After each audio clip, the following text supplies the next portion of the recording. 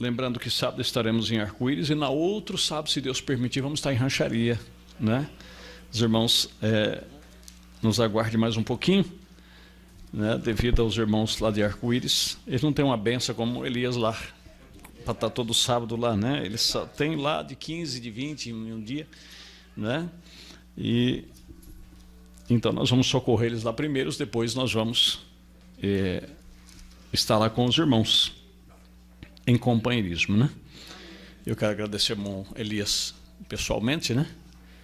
Nas minhas férias ele andou tendo socorrer. Capítulo 10.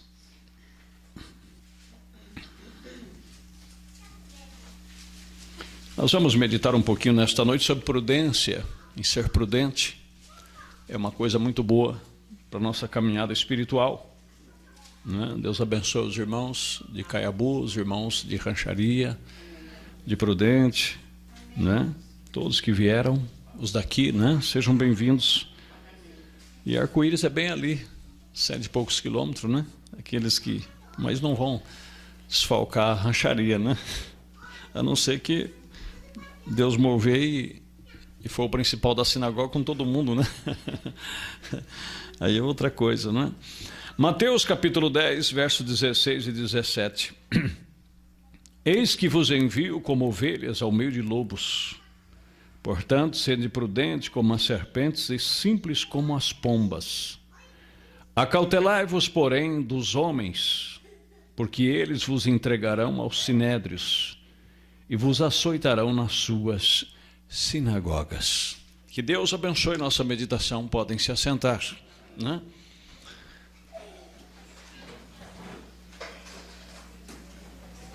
Eu pesquisei aqui no dicionário a melhor colocação que se poderia para a palavra prudência, né? É adjetivo que expressa ou contém prudência. O que é uma pessoa prudente segundo o dicionário? É o que se esquiva do perigo, que demonstra cautela. Por isso Jesus diz: cautelai-vos dos fariseus. Ajuizado, que tem hábito de se precaver. É por isso que as virgens prudentes, elas, antes de adormecer, elas tinham azeite na lamparina. Elas se precaveram. Que se prepara de maneira antecipada. Não é uma pessoa que deixa tudo para cima da hora. Como diz um velho ditado, um homem prevenido vale por dois. Isso é muito importante, né? Precavido. Então o sujeito prudente está sempre preparado para as dificuldades. Olha que coisa maravilhosa. Mas aquele que não é precavido, aquele que não é prudente, às vezes se mete em problemas, né? Jesus dizendo aqui: eis que vos envio como ovelhas ao meio de lobos. Desde a semana passada, quando nós já tínhamos o desejo de estar aqui com os irmãos, isso me veio ao coração e ficou martelando para nós falarmos sobre isto, devido a algumas pequenas coisas que me aconteceu e que eu vejo acontecendo na vida de cada um dos filhos e das filhas de Deus.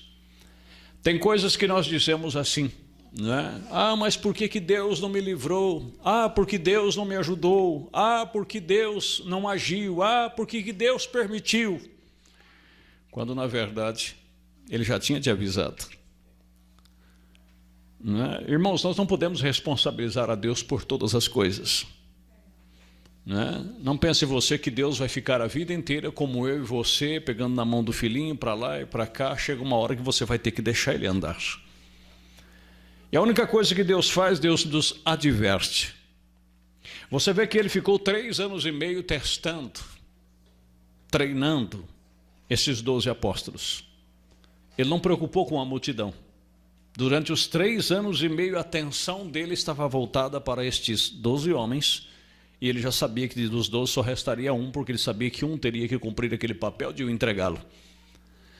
Mas ele gastou todo o tempo dormindo tarde, o suportando para treiná-los.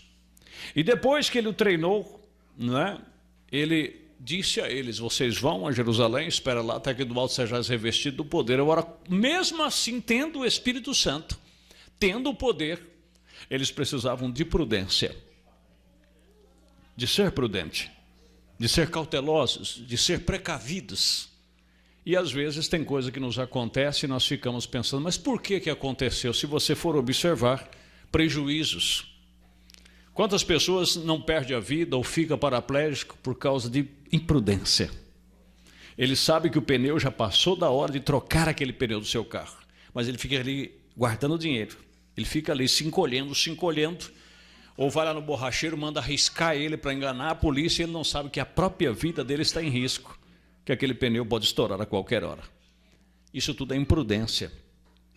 Aí depois que acontece o pior, nós ficamos nos perguntando, mas se Deus sabia, por que Deus não guardou? Você acha que Deus também é responsável por isso? Ele já pediu que nós fôssemos prudentes. Outra coisa, quantas vezes nós choramos, nós sofremos por causa do que as pessoas nos fazem, mas na maioria são imprudência nossa. É imprudência, porque Deus já advertiu, não é? Tem coisas que, como eu espero não entrar em pontos delicados aqui, mas se entrar, faz parte, certo? Porque eu apenas vi esse tema prudência, mas eu não fiquei em casa treinando o que eu ia falar aqui. Eu simplesmente vou abrir a boca e vou deixar que Deus fale, não é? Mas como eu já ouvi muitas pessoas dizer, a maioria dos casamentos que não dá certo, a pessoa já vê o sintoma antes de se casar. Ele já viu os sintomas. Ele já viu que aquilo não poderia dar certo, mas a imprudência foi tanta que ele diz, eu vou arriscar. Eu vou dar um tiro no escuro, quem sabe ela muda, quem sabe ele muda, talvez sim e talvez não. Correto? Essas palavras geralmente não tem muito amém. Mas faz parte. Mas Jesus dizendo, eis que eu vos envio como ovelhas no meio de lobos, ou seja, eu não estou enviando vocês no meio de um povo bonzinho, não. Eu estou enviando vocês, são ovelhas, e vocês vão ter que aprender a andar no meio de lobo. Agora, imagine você, ovelha, que é indefesa, andar no meio de lobo. Veja a responsabilidade que essas pessoas teriam. E o próprio Jesus disse para nós, no mundo tereis aflições. Agora nós queremos andar no mundo, às vezes desprecavido, sem cautela, arriscando-nos, correndo riscos, e depois queremos que tudo corra ao nosso favor. Eis que eu vos envio como ovelhas no meio de lobos, portanto, ó alerta, sede prudentes, como as serpentes. Eu já vi pessoas que são treinadas nesta área, que conhecem as víboras, as serpentes. Elas dizem que hoje que é muito difícil, porque hoje acho que nem 20% das pessoas da minha época hoje vivem na zona rural. A maioria das pessoas estão nas cidades. Mecanizou-se tudo, a tecnologia chegou no campo. Hoje o serviço que uma máquina faz substitui 100, 200 homens, que na época o serviço braçal tinha que fazer, não é? E naquela época era muito comum, eu mesmo quando pequenininho, não é? Era hábito das crianças daquela época, pescando na beira daqueles lagos, quando chovia, não é? E os rios enchiam e a água ficava suja ali no estado do Paraná, então geralmente nós íamos pescar bagre. Bagre dá muito com água suja, não é? E a beira dos rios era tudo cheio de capoeira, samambaia dessa altura assim, a gente tinha que abrir a samambaia e só via a cabecinha do guri para o lado de fora. E às vezes você passava e às vezes você encontrava no trilho assim, às vezes você encontrava uma cobra que o meio dela, sem exagero nenhum, era dessa grossura. A cabeça estava para lá e o rabo estava para cá. Mas quando a gente malemava, estava ela de longe, ela se mandava. E graças a Deus, nunca nenhum de nós fomos picados por uma cobra. E diz as pessoas que entendem de serpentes, diz que quando elas vêm a te picar, ou morder, a palavra comum, né? Mas elas picam, é um acidente. Aquilo foi acidental, ela não te pica porque ela quer, ou porque você pisou muito perto dela ou em cima dela, e para se defender, ela não te pica por prazer. Entenderam? Mas por quê? Porque raramente você vai ver ela, ou raramente ela ficará no seu caminho se ela te perceber. A longa distância, quando ela já te percebe, ela abre caminho e vai embora. Ela não fica para ser vista ou ela não fica para ser pisada, a menos se for um acidente, ela estiver dormindo ou qualquer coisa assim, se você surpreender ela é prudente. Ela sabe que o homem vai na cabecinha dela. Por isso diz o ditado bíblico, né? Ele te ferirá a cabeça e ela te ferirá o calcanhar. Ela sabe que o ser humano é o mais astuto de todas as bestas. Me desculpa, né? O animal mais perigoso chama-se ser humano, e ela sabe que Deus deu domínio para ele, e ela vai tentar de todas as formas escapar de nós. Então ela não vai querer ser surpreendida. Agora nós sim é que nos expomos e corremos o risco. Esses dias atrás mesmo eu vi um rapaz falando, que eu lamentei, dizendo de um sobrinho dele, um rapaz trabalhador, um rapaz honesto, mas tinha uns amiguinhos entre aspas, né, que gostava de umas coisas erradas, eram viciados em drogas e etc. E ele foi para uma pequena viagem de uma cidade para outra com seus amigos. E aí alguém que não gostava dos seus amigos, 190, e os entregou para a polícia. E quando a polícia abordou, eles iam não só ido, e algum deles fumando droga, mas estavam portando a droga. E a quantidade não era apenas para o uso. Aí, resultado, a polícia não quis perguntar se ele era usuário, se ele não era, ele estava junto no carro. E a droga estava no carro. E ele já estava com um ano preso. E estava difícil o pai gastando com advogado para tirá-lo. Mas por quê? Por causa da imprudência de estar junto com pessoas que consumia, visto que ele não consumia. Este é o problema. Como diz o profeta na mensagem Hebreus capítulo 7, você não joga sinuca, mas você vai lá e fica debruçado, escorado no bar, vendo o seu amigo jogar sinuca. Vai sobrar para você. Se sair uma confusão ali, se alguém brigar ou uma bala perdida, vai sobrar para quem? Para quem está lá com o peito aberto. Então a melhor coisa a fazer é ser prudente. Amém? Isso é ser cauteloso, é escapar. A Bíblia disse que o começo da contenda é como uma coisa simples, mas depois que ela aquece, diz que qualquer um se envolve nela. Quando você vê alguém começando uma contenda, não fica ali com os ouvidos, porque vai sobrar para você também. Você acha que eu não tenho razão, fulano? Você já imaginou como é que é assim? Quando começa uma confusão, e você fica ali só de orelhão comprido para escutar o que está acontecendo, alguém já disse, eu estou certo ou estou errado? E aí, se você disser que você está errado, você vai arrumar confusão de um lado. Se você disser que está certo, aí o que você tem que fazer? Antes que a coisa engrossasse, você deveria ser prudente, ser cauteloso, não é? Mas infelizmente nós pagamos certos preços por imprudência. Eis que eu vos envio como ovelhas no meio de lobos, portanto sede prudentes como as serpentes e simples como as pombas. Acautelai-vos, porém dos homens, porque ele vos entregarão. Tem gente que confia demais. Tem gente, como diz o ditado, põe a mão no fogo demais pelas pessoas, quando na verdade você deveria crer nas pessoas como um ser humano, como mortal, como cheio de fraqueza, e com uma pessoa que às vezes, até o diabo sabe disso, que às vezes para livrar a pele dele, ele vai talvez colocar a sua na reta. Ele vai fazer com que você pague o preço para ele não pagar. Infelizmente, o ser humano é assim, né? E não é à toa que de toda a geração daquela época de Noé, Deus encontrou somente Noé sendo justo. E o sábio Salomão diz que de 1000 homens, olhando no estado natural, no meio de 1000, imagine, você pega 1000 pessoas, ele se encontrou um justo. Um suficiente justo. E agora, para a tristeza das irmãs, ele diz que entre 10.000 mulheres ele não encontrou uma. Isso foi Salomão que disse. Eu apenas estou repetindo, não estou querendo dizer que hoje não tenha mulher justa, né? Mas naquela época ele disse que de 10 milhares ou mais ele não encontrou uma. E entre homens ele encontrou um só, de 1000 pessoas.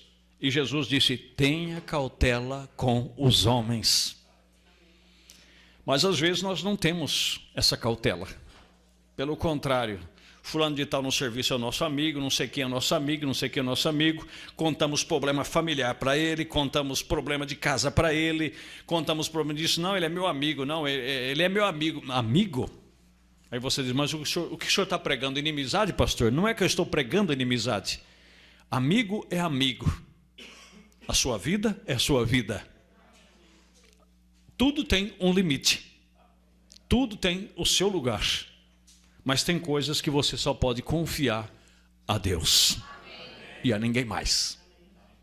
Estão compreendendo? Acautelai-vos, porém, dos homens, porque eles vos entregarão aos sinédrios e vos açoitarão nas suas sinagogas. E sereis até conduzido à presença de governadores. Aí ele vem explicando, e foi justamente o que aconteceu, não é?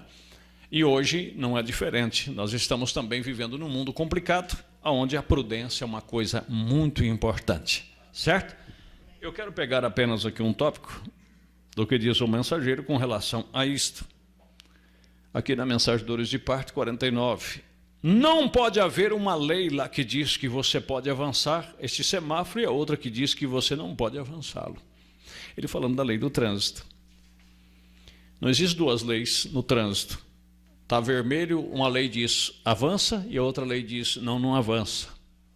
Né? Só existe uma lei. Outra diz que você não pode. Lá tem que haver uma lei em cada ocasião. Numa certa ocasião você pode avançar, que é o sinal verde. Prudência, avança-o. Mas de outra vez está vermelho, pare. Mas muitas vezes nos falta esta prudência, que está lá em Eclesiastes.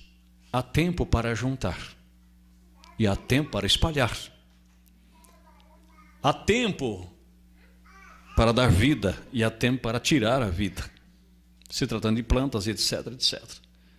Então, há um tempo determinado para todas as coisas. Tem coisas que você vê que não dá mais, mas mesmo assim você insiste. E aí o que acontece? Você ultrapassa uma lei, né? É como, por exemplo, o que estava acontecendo comigo esses dias atrás, né? A pressão subindo, e eu não queria parar, eu queria fazer culto, eu queria fazer isso, fazer aquilo. Você está vendo, a luz vermelha está acendendo, está indicando para você que você está cansado, que você não pode prosseguir. Quantas pessoas não morrem porque não obedecem à lei do sono? Está dirigindo, ele está cambaleando, ele já está vendo dois asfaltos, às vezes sonhando com o volante na mão, mas ele está com a imprudência de querer prosseguir, porque ele tem que chegar lá, porque eu tenho horário, eu tenho que chegar lá, eu tenho que dormir em casa, eu tenho... E às vezes você sabe onde que você vai dormir? Tomara que seja no hospital, né? Mas às vezes você... Mesmo no hospital você vai dormir dias. Quando você acordar lá do coma, você vai ver o seu bracinho espichado lá e um soro lá. Pim, pim, pim, e um aparelho lá. Olha para você ver que imprudência, né? Quando você deveria ter parado o seu carro, dormido, tirado ali uma pestana num lugar seguro, né? Quando você acordasse, por quê? Ah, mas e o compromisso? E se você for para o hospital, como é que vai fazer com o compromisso? Ele não vai ter que ser adiado? Vai ou não vai? Eu vou dizer para você o que o médico falou para mim com relação à saúde. Estava eu e um outro pastor. Eu fui levar ele a como é que chama um médico aí do coração? Um cardiologista, né? E aí ele queria passar pelo cardiologista, um cardiologista muito conhecido ali em Prudente. Eu falei, vamos lá. Aí chegou lá, marcou a consulta, o doutor foi atender ele pediu que eu fosse junto. O doutor olhou para a cara dele, ele está com aquela pele opaca, sabe? Sabe quando a pessoa está com aquela cara de vivo, mas já está meio, né, cansado, olheira assim debaixo do olho, aquela pele. O médico deu uma olhada para ele, examinou o pulso dele, o coração dele, mediu a pressão e disse, rapaz, você está numa estafa terrível, hein? Aí foi lá e disse, olha, o seu negócio é o seguinte, é descanso. Você precisa descansar, você está super estressado, você vai ter que descansar. Você faz o quê? Desculpa, né? Você faz o quê? Ele disse, olha, eu sou ministro evangélico. Há quanto tempo? Naquela época eu e ele começamos juntos, ele falou assim, tem uns 17 anos mais ou menos. Ele disse, você tira férias ou não? Ele disse, não, doutor, nunca tirei. Mas por quê? Porque não dá. O doutor disse, não dá? Não dá. Pois é. Eu nunca esqueço, ele pegou a palma da mão e fez assim, parabéns para você. Ele falou, mas por quê, doutor? Ele falou, porque se você prosseguir da maneira que você está aqui, dentro de 3 ou 5 anos, eu vou dar aí 5 anos para ser bonzinho para você. Você vai ter um derrame ou infarto. Se você sofrer um infarto e for fulminante, você é religioso, por certo, você já está preparado, vai embora. Agora, se sofrer um derrame, olha, aí você vai ter tempo para tirar férias. Você vai ficar lá numa área, sentado, com um bastãozinho na mão, puxando de um lado, com a boca torta. Aí a igreja vai pôr você em cima lá da sua tribuna lá, quando você for falar, boa noite, irmão, o senhor está bom? Quem vai entender o que você está falando? Não vai entender. Sua mulher, no mínimo, é nova. O que uma mulher vai querer com um homem numa situação dessa? A não ser pegar para a mão, levar até a mesa, da mesa levar até o banheiro. Ele disse, olha, você vai ter muitos anos para tirar férias até morrer. Sentado numa varanda, pensando na vida. Ele disse, rapaz, larga a mão de ser bobo, falou para ele. E eu também lá com aquela cara de peixe morto, né? Eu também estava mais ou menos igual ele. E ele falou, e você, o que você faz da vida também? Eu falei assim, igualzinho. Aí ele disse, tira férias também? Eu disse, não dá, doutor. Mas por que não dá, meu Deus do céu, por que não dá? Ele falou, eu trato de 5 pastores aqui, tudo depressivo. Tudo depressivo, vocês estão no caminho. Por que não dá? Aí naquela época eu falei para ele, doutor, Ele disse, não, pode falar. Eu falei, eu tenho 8 programas de rádio. E tenho que gravar programa de rádio constantemente. Viajo mais de 5.000 quilômetros por mês. Aí falei o que eu fazia e disse, não, tudo bem, mas qual que é o problema? Tem que se programar, tem que tirar, tem que... Aí eu falei, mas não tem jeito, doutor. Ele disse, olha, eu trabalho 12 horas por dia, disse ele, 12 horas. Eu levanto às 6 e saio desse consultório das 6 horas da tarde. Ele disse, mas eu tiro 2 férias por ano. Eu tiro uma em junho com meus filhos e outra em dezembro com a minha esposa. Chega dezembro, eu levo os filhos para a casa dos avós e pego a minha esposa e nós vamos viajar, vamos para o Maceió, vamos para não sei onde, ela gosta de praia, vamos para lá. E paciente liga que está ruim, eu digo, olha, procura o outro médico aí, porque eu também tenho que cuidar de mim, senão se eu morrer eu não vou cuidar de ninguém. E ele disse, vocês têm que fazer isto. Irmãos, daquele dia em diante, eu parei para prestar atenção no que ele está dizendo. Como eu brinco muitas vezes com o povo, não é? Eles gostam da maneira que eu prego, eles têm sido abençoados, e eu agradeço a Deus por isto. Mas como ele disse, se eu sofrer um derrame, vocês vão se beneficiar do quê? Então é melhor ficar 1 mês, 2 meses sem o pastor, deixa ele descansar, deixa ele se recuperar. A gente chega com mais ânimo, vocês estão vendo mais ânimo aqui ou não estão? Mais disponibilidade, não é verdade? Agora dura quando você pega um homem, ele vai pregar, só vai na cara dele, você vai ver que ele está estressado. Ele disse, hoje levei em bomba, não é? Quando na verdade não é aquilo, é apenas o cansaço físico.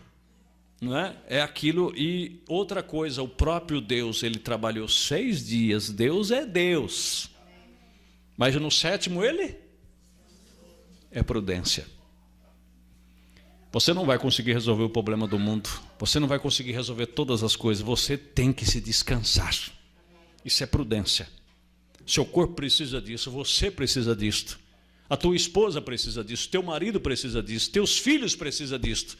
Porque uma pessoa estressada, meu irmão, ninguém merece ela, né? Ninguém consegue conviver com uma pessoa estressada o tempo todo. Mas, infelizmente, como diz o profeta, nós não respeitamos estas leis. E há uma lei para todas as coisas. E nós devemos ser prudentes. Amém? Outra coisa importante com relação à questão da prudência, né? O próprio Jesus disse que nós fôssemos prudentes nesses dias em que estamos vivendo. Não é? Que as coisas seriam tão parecidas, tão semelhantes. Você pode ver, há uma personificação em todas as coisas. Existem tantas coisas aí que são semelhantes, mas você tem que ser prudente. E não precisa de muita esperteza. Você não precisa ser formado em medicina, ser formado em qualquer grau aí de superior para você ser uma pessoa entendida. Jesus ensinou a Bíblia de uma forma tão simples, onde ele disse assim, pelo fruto os conhecereis. Por questão de fruto. Não importa o que as pessoas falam, veja se o que eles fazem dá resultado do que eles estão falando. Porque se não dá, você pode ter certeza que aquilo não é a coisa correta. A pessoa não está no caminho correto. Correto? Vamos ver algumas coisas? A primeira coisa que a Bíblia diz que um fruto que um cristão produz nele. Vamos dizer, você entrou para o reino dos céus, você aceitou a Cristo como Salvador da sua alma. E a partir do momento que você aceita Cristo como seu Salvador, de coração mesmo, não é porque alguém disse para você, você aceitou mesmo, você abraçou, você entregou-se totalmente a Ele. E aí a Bíblia diz em São João 5,24, aquele que ouve a minha palavra e crê naquele que me enviou, não entrará em condenação, mas passou da morte para a vida. Então agora você tem vida eterna, não é? E qual seria a primeira coisa que a sua vida iria produzir? O primeiro fruto que o Espírito Santo produz na minha vida e na sua: amor. Amor. Uma pessoa que é cristão e ele não ama, mas amar como? Não é amar os que te amam, amar até os que não te amam. Bendizer aos que te maldizem. Não importa quantos anos você esteja no banco de uma igreja, não importa quanto de Bíblia você lê, quantas orações você faz, sua vida não tem fruto. Essa é a questão. Então você tem que ser prudente, não ir para o que as pessoas falam. Imagine você se as plantas pudessem falar, você chegasse num pé de tangerina e ela insistisse com você que ela era limão porque gosta de limão. Você iria dizer: tangerina, para de me encher a cabeça, para de tentar me seduzir, porque eu estou vendo que você é uma tangerina, você não é limão. Estão compreendendo? Aí as pessoas ali falam: larga de ser tonta, larga a mão de cair na igreja, você tem que viver a sua vida. Você olha para a vida dele, se ele está vivendo a vida dele. Você já prestou atenção nisso? Ah, fulano agora virou uma tonta, o cicrano agora virou um tonto, a vida dele é só de casa para a igreja, da igreja para casa, tal. Mas se você na verdade aceitou a Cristo, você tem amor. Amém. Certo? Qual o segundo fruto? Gozo. Amém. Que é a alegria da alma. Amém. Ou seja, você é uma pessoa que tanto faz as coisas estão indo bem como está indo mal, você é uma pessoa alegre. Com prejuízo ou sem prejuízo, com saúde, ou mesmo que você esteja faltando a saúde. Por quê? A sua vida, você tem alegria, por quê? Porque você recebeu algo que não pertence a esse mundo. E você sabe, se você viver está bom, se você morrer está melhor ainda. Como é que uma pessoa dessa pode ser triste? O que mais entristece uma pessoa é quando alguém vem e diz que ele não está bem. O que mais entristece uma pessoa é quando ele perde um bem material, quando ele tem um prejuízo. Por quê? Porque o tesouro dele está na terra, não está no céu. Mas se nós realmente aceitamos a Cristo, como nós vamos estar tristes se nós perdemos alguma coisa aqui, sendo que nós sabemos que viemos nu e nu voltaremos. Nem a roupa vai ficar conosco, porque ela vai apodrecer primeiro. Então, do jeito que viemos, infelizmente nós vamos. A não ser se levamos algo que Deus formou em nós, que é o nosso caráter, como diz o profeta de Deus. Estão compreendendo? Agora, uma pessoa dessa que vive dessa forma aí no mundo, ele é prudente? Ele é capacitado para dizer para você o que é viver? Olha para a cara dele, ele está envelhecendo dia por dia. O que ele vai fazer daqui a uns dias? Numa bengalinha? E qual a esperança que ele tem? Ah, morreu, acabou. Vai, beiçudo, você vai ver se morreu, acabou. Você vai ver que você fechar o olho para você ver lá o garfão do capeta, como diz os antigos, né? Eu não digo que seja isso, mas você vai ver que existe um mundo sobrenatural lá fora, em uma outra dimensão. Se você crê bem, se você não crê, é assim mesmo. Agora, uma pessoa dessa é indicada para dizer para você: seja prudente, seja uma pessoa sábia, não é verdade? Não, você tem que viver a vida. De que maneira que vive a vida? Vai para uma boate no final de semana? Vai para uma balada? Aí quando chega na segunda-feira está com aquela cara de quem já morreu? Ou vai lá, leva um tiro, ou volta de lá para cá idético? Isso é prudência? Isso é dizer que tem vida? Ou chega numa sexta-feira, como amanhã, você passa na beira dos bares, está lá todinho, não é? As mesas repletas, uma garrafa de cerveja aberta lá em cima, um maço de cigarro do lado, e nego lá zonzo. A casa dele está lá vazia. A esposa dele, só Deus sabe o que está fazendo. Se não estiver no pé da televisão, vai ter que arrumar outro entretenimento, porque o maridão, que devia estar lá com ela, não está em casa. Trabalhou a semana inteira e agora tem que ir com os amigos para o bar. Eu digo, isso é vida? Isso é prudência? Ah, mas o que o senhor quer que eu faça o quê? Que eu pegue a minha mulher e vou para a igreja? Oxalá que fizesse isso. Você não ia gastar com a cerveja, você não ia colocar veneno dentro de si, você não ia embriagar, e pelo contrário, você não correria risco nenhum a não ser ir para o céu. E eu aceitei a Cristo faz 30 anos. Nunca me arrependi um dia. Porque eu vejo as pessoas da minha idade que não me aceitaram, eu olho para eles assim e fico pensando, meu Deus, obrigado. Obrigado. Não é? E eles me encontram às vezes felizes e olham para mim e dizem, a sua vida parece que está boa, né? E ainda quer tirar um porque eu sou pastor, né?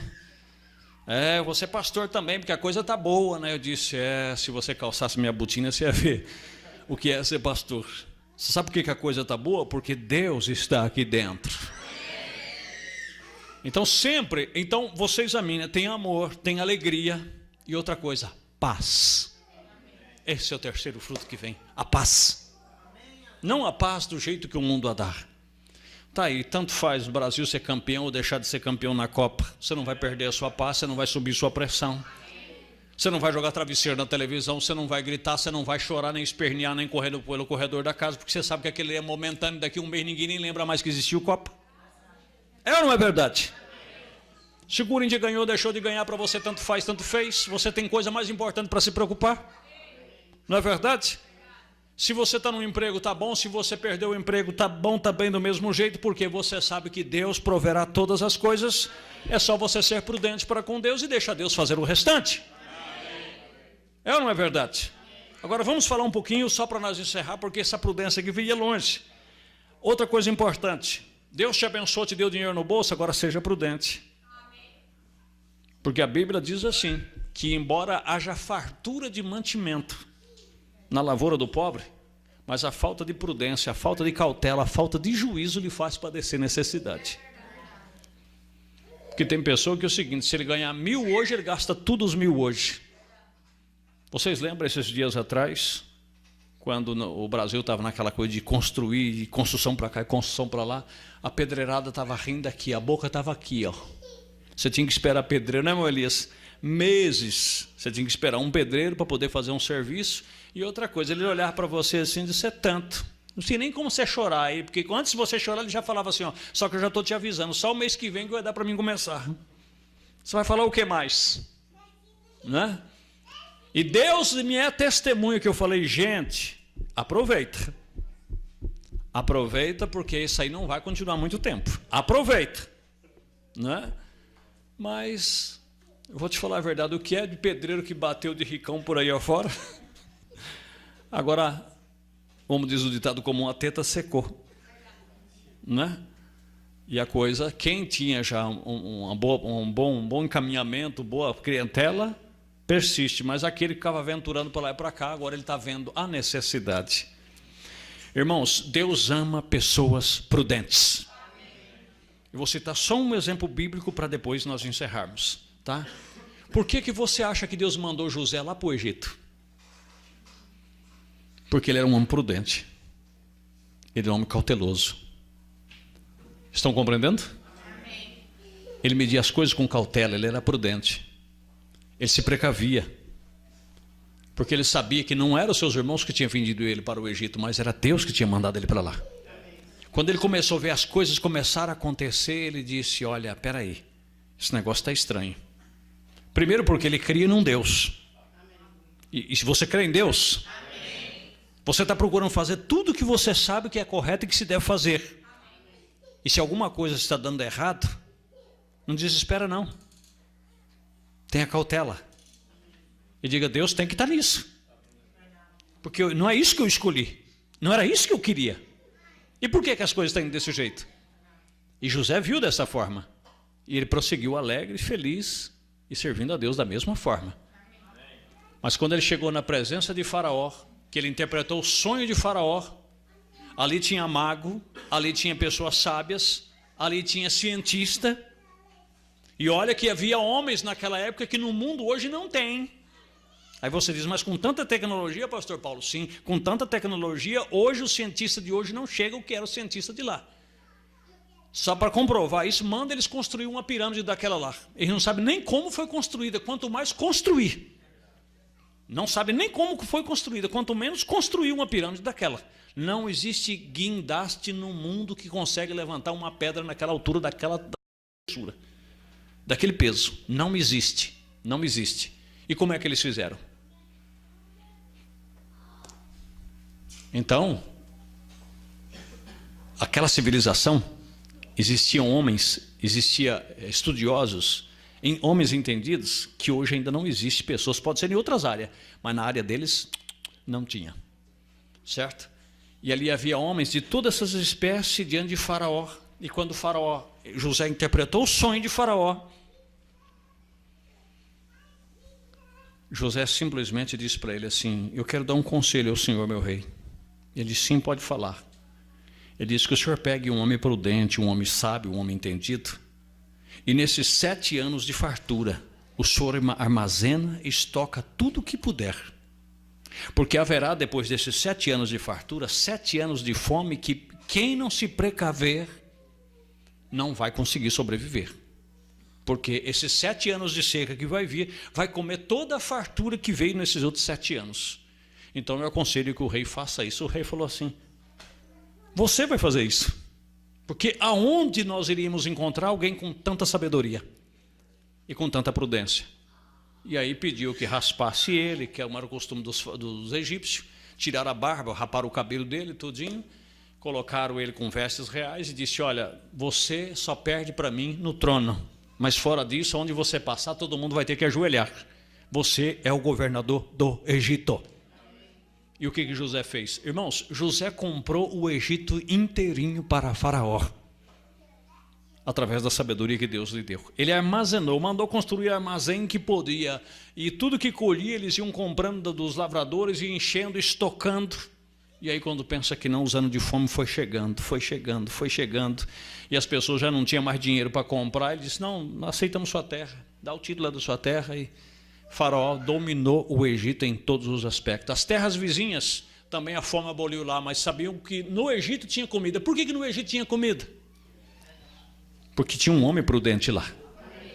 Você está entendendo? Agora, hoje o mundo inteiro está morrendo, mas não com a barriga vazia.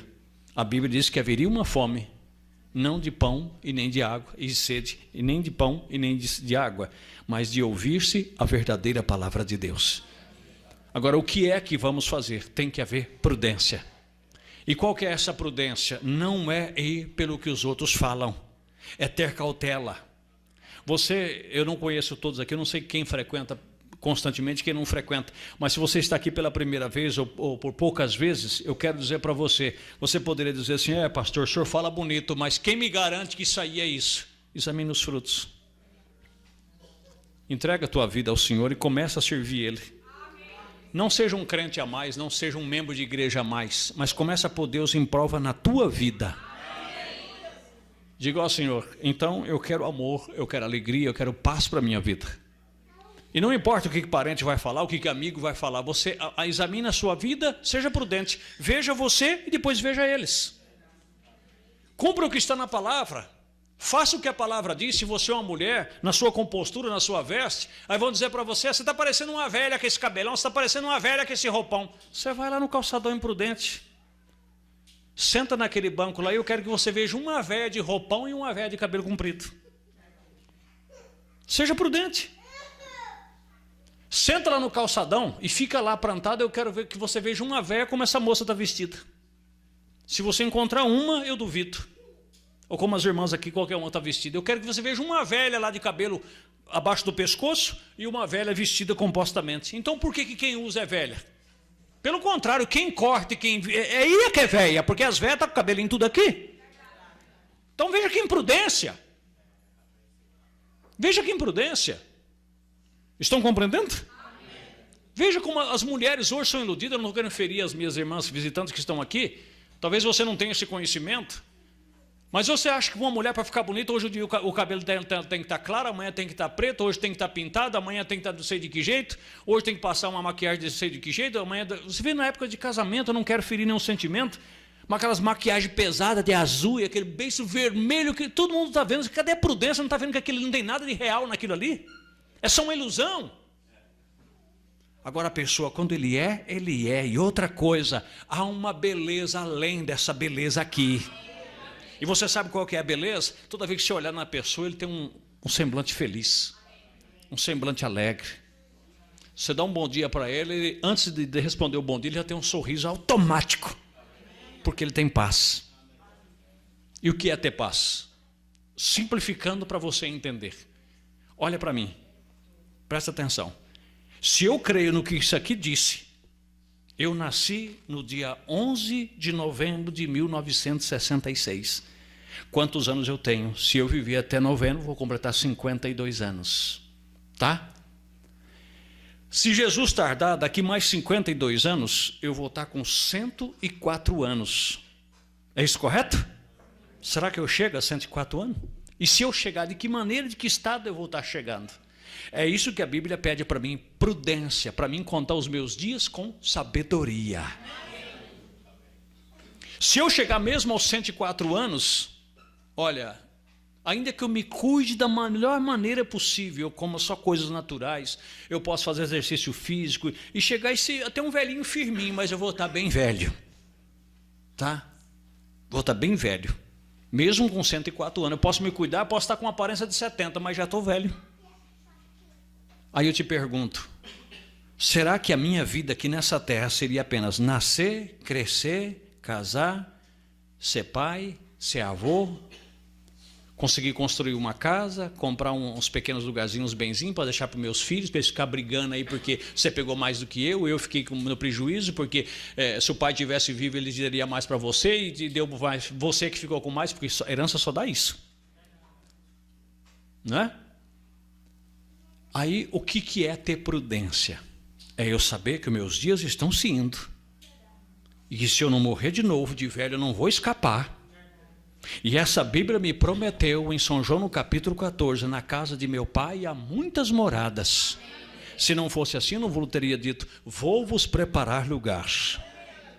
Para encerrar agora eu vou encerrar. Vamos dizer que tivesse um ateu aqui e dissesse para mim, mas e se não for? E se na verdade quando nós morrer não ter céu, não ter Deus, não ter anjo, não ter nada disso? Eu te pergunto, se eu vivendo da maneira que eu estou, sem fumar, sem beber, sem matar ninguém, sem fazer as coisas que a maioria das pessoas do mundo faz, eu estou feliz? Mais feliz do que quem faz? O que eu estou perdendo? E vamos dizer que eu não mato, eu não roubo, eu não minto, não faço nada dessas coisas e creio que existe um céu, que existe um Deus, que existe um paraíso, que existe uma cidade santa. Aí eu chego lá e não tem nada disso. Eu fui enganado por mim mesmo e por essa Bíblia. O que eu perdi? Nada. Mas e a pessoa que viveu de qualquer forma porque não cria e chega lá a ter tudo, ter uma cidade celestial, ter Deus lá dizendo, vinde a mim, ou Jesus vindo, vinde a mim benditos de meu Pai, entrai para que possuais aquilo que tem preparado para ti desde antes da fundação do mundo. E anjos me acolhendo, o que eu ganhei? Tudo. E quem não se preparou? Perdeu tudo. Isso é ser prudente. Então vamos servir a Deus que nós ganhamos muito mais. Deus vos abençoe em nome de Jesus. Vamos nos pôr de pé. Levante a sua mão a Deus. Querido Pai Celestial, ainda que tivesse um ateu aqui nesta noite, eu creio que ele pensaria melhor. Mas somos cristãos e cremos no Senhor. Pedimos prudência, Pai. Deixa-nos examinar a nós mesmos se estamos produzindo os frutos da Tua palavra. E se não estivermos, ó Deus, que nós possamos nos corrigir. Às vezes estamos frondosos demais e precisamos de uma desbrota, de uma podagem. Porque um agricultor ou uma pessoa que cuida de um pomar, ele sabe que se a coisa estiver muito embaçorada, tem que desbrotar. Para que assim possa produzir fruto, porque o Senhor mesmo dissesse que limparia para que produzisse mais fruto. Faça de nós segundo a medida da Tua misericórdia, da Tua vontade. O que queremos é produzir o que o Senhor disse que deveríamos produzir. Dai-nos prudência na nossa vida material, na nossa vida espiritual e em todos os aspectos. Nós te pedimos Em nome de Jesus Cristo. Leve os teus filhos em paz e que a boa paz descanse sobre cada um. É a nossa oração, em nome de Jesus. Amém. Vão em paz, em nome de Jesus Cristo. Amém.